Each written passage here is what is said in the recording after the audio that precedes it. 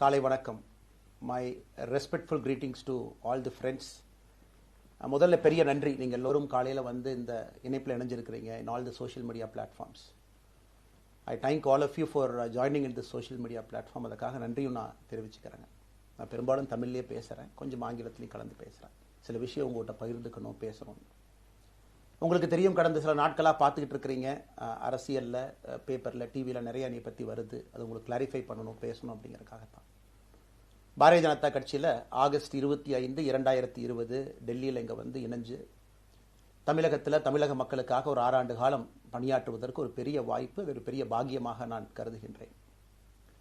இன்னைக்கு எந்த இடத்துல இணைஞ்சனோ அதே இடத்துல வந்து மரியாதையோடு, பண்போடு, அன்போடு என்னுடைய பாதை வேறு பாதையில் பயணம் செய்யணும். இலக்குகள் இன்னும் பெரிதாக இருக்கிறது. நிறைய மக்கள் இணைச்சு செயல்படணும். ஒரு புதிய அரசியலை, அடிப்படை கட்டமைப்பை மாற்றக்கூடிய அரசியலை உருவாக்க வேண்டும் என்கின்ற ஒரு எண்ணத்தோடு இன்னைக்கு வந்து ரொம்ப பண்போடு சொல்லிவிட்டு அதே இயக்கத்திலிருந்து வெளியே வருகின்றேன். இது தமிழர் பண்புன்னு கூட வச்சுக்கலாம். வெளியே சென்றாலும் கூட மரியாதையோடு சொல்லிவிட்டு செல்வது நம்முடைய பண்பு என்பதுதான் எனக்கும் இலக்கணமாக இது இருந்திருக்கிறது. இன்றிலிருந்து நம்முடைய ஒரு புதிய பாதை, ஒரு புதிய இயக்கம், ஒரு புதிய பொலிட்டிக்கல் மூமெண்ட், அடிப்படையிலிருந்து ஒரு புதிய பரிமாணத்தோடு, பார்வையோடு பார்க்கக்கூடிய ஒரு விதத்தில் தான் நம்முடைய மூமெண்ட்டை நம்ம ஆரம்பிக்கணும். நீங்கள் எல்லோரும் சேர்ந்து இணைஞ்சு அதை ஆரம்பிக்கணும் அப்படிங்கிறது என்னுடைய பெரிய ஆசைங்க.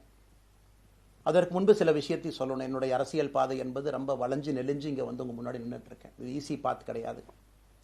ஒரு கிராமத்தில் பிறந்து ஒரு சாதாரண குடும்பத்தில், விவசாய குடும்பத்திலிருந்து வந்து ஒரு காமன் மேன் அரசியலுக்கு வர்றதே நம்ம ஊரில் நாம் ஒதுங்கிக்குவோம், வரமாட்டோம். பட் அதே போல் என்னுடைய பாதையும் கூட 2009 கேப்டன் விஜயகாந்த் அவர்களுடைய கட்சியில் தேமுதிகவில் ஐஎம் லக்னோவில் படிக்கும் பொழுது ஒரு இன்டர்ன்ஷிப்பாக 3 மாத காலம் ஆரம்பித்து, அதன் பிறகு 10 ஆண்டு காலம் கழித்து பாரதிய ஜனதா கட்சியில் ஆரம்பித்து 6 ஆண்டுகள் பாரதிய ஜனதா கட்சியிலிருந்து இன்னைக்கு தனித்துவமாக நம்முடைய இயக்கத்தை மக்கள் முன்னாடி வைக்கணும், உங்கள் முன்னாடி வைக்கிறேன். 25 வயசில் எனக்கு அந்த இன்டர்ன்ஷிப் திரு விஜயகாந்த் அவங்ககிட்ட செய்கிறக்கு ஒரு பெரிய பாக்கியம். அன்னைக்கு அரசியல்னால் என்னன்னே தெரியாமல் ஒரு புதிய அரசியலை தமிழகத்தில் கொண்டு வர முடியுமான்னு யோசித்த தருணம்.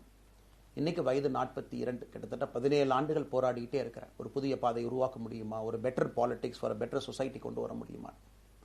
அதே நேரத்தில் நிறைய யூகங்கள், நிறைய பேர் நிறையா சொல்கிறனால இதே டெல்லியில் ஆகஸ்ட் 24, 2020 பிஜேபியில் இணைய வரும்பொழுது சூப்பர் ஸ்டார் ரஜினிகாந்த் அவங்க எனக்கு ஃபோன் பண்ணாங்க. எனக்கும் அவருக்குமான நட்பு கிட்டத்தட்ட நான் பதவியிலிருந்து வந்த பிறகு ஒரு நட்பு. நிறைய அவர்கிட்ட பேசுவேன். அவருடைய அரசியல் பாதை எப்படி இருக்கணும் அப்படின்லாம் பேசியிருக்கேன். அப்போ திரு சூப்பர் ஸ்டார் அவர்கள் இங்கே டெல்லியிலிருந்து திரும்ப வரணும், அவருடைய இயக்கத்தில் இணைய வேண்டும் என்ற வேண்டுகோளை ஆகஸ்ட் 24 ஒரு நாளைக்கு முன்னாடி பிஜேபியில் சேரும்பொழுது வைத்த பொழுது 3 விஷயம்தான் என் கண் முன்னாடி இருந்துச்சுங்க. தமிழ்நாட்டுக்கு எது நல்லது, அது எந்த மாற்று கருத்தும் இல்லை. சூப்பர் ஸ்டார் அரசியலுக்கு வர்றதுதான் தமிழ்நாட்டுக்கு நல்லது. சூப்பர் ஸ்டாருக்கு என்ன நல்லது, அவர் அரசியலுக்கு வராமல் இருக்கிறது தான் அவருக்கு நல்லது. கோவிட் காலகட்டத்தில் அவருக்கு இருக்கக்கூடிய உடல் பிரச்சனைகள், அதையே பார்த்துக்கணும். முதல்ல அவர் ஆரோக்கியமாக சந்தோஷமாக இருக்கணும். அண்ணாமலைக்கு எது நல்லது, பாரதிய ஜனதா கட்சியில் இணைகின்றேன் என்கின்ற வாக்குறுதியை திரு சந்தோஷ் ஐயா கிட்ட கொடுத்தேன், ஒரு ப்ராமிஸ் கொடுத்தேன். அதை பிரேக் பண்ணக்கூடாது அப்படிங்கிறதுல நான் தெளிவாக இருந்தேன். ஸோ 3 கான்ஃப்ளிக்ட் இங்கே இருக்கும் பொழுது, ஸோ ஒரு நாள் இந்த கட்சியில் இணைவதற்கு முன்பாகவே முழு கான்ஃப்ளிக்ட். அன்னைக்கே ரஜினிகாந்த் ஐயா பேசி அந்த ஃபோன் காலுக்கு முதல் முறையாக மறுத்து, ஐயா மன்னிச்சுக்கங்க என்னால் வர முடியாது என்று சொல்லி பாரதிய ஜனதா கட்சியில் அடுத்த நாள் இணைத்துக் கொண்டேன். அதன் பிறகு சூப்பர் ஸ்டார் அவங்களை பார்த்து மன்னிப்பு கேட்டேன். அவரும் பெருந்தன்மையாக அவருடைய அரசியல் பாதையை அவரும் பெருந்தன்மையாக அடுத்து தீர்மானித்தார். எதுக்கு இதை நான் சொல்கிறேன் அப்படின்னாங்க, சில யூகங்களுக்கெல்லாம் என்று முற்றுப்புள்ளியை வைக்க வேண்டும் என்பதற்காக மட்டும்தான் இதை நான் சொல்கிறேங்க, வேறு எந்த காரணமும் கிடையாது. இன்றைக்கும் சூப்பர் ஸ்டார் அவர்கள் மீது பெரும் மதிப்பும் மரியாதையும் வைத்திருக்கக்கூடிய மனிதன் நான். அதே நேரத்தில் பாரதிய ஜனதா கட்சியை பொறுத்தவரை இந்த 6 ஆண்டு காலத்தில் எப்பொழுதும் ஒரு விஷயத்தை விட்டுக் கொடுத்தது கிடையாது. தமிழ்நாட்டினுடைய அடையாளத்தை விட்டுக் கொடுத்தது கிடையாது, மண்ணை விட்டுக் கொடுத்தது கிடையாது, கலாச்சார பாரம்பரியத்தை விட்டுக் கொடுத்தது கிடையாது, நம்முடைய நீரை விட்டுக் கொடுத்தது கிடையாது. நிறைய பேர் எங்கிட்ட கேட்பாங்க, குறிப்பாக இந்த பகுதி இந்தியாவில் வரும்பொழுது, அண்ணாமலை நீங்கள் தமிழனா இந்தியனா அப்படின்னு கேட்பாங்க. இது எனக்கு ஒரு பெரிய கான்ஃப்ளிக்டிங் கொடுக்கக்கூடிய ஒரு விஷயம். Are you a Tamilian, are you an Indian அப்படின்னு.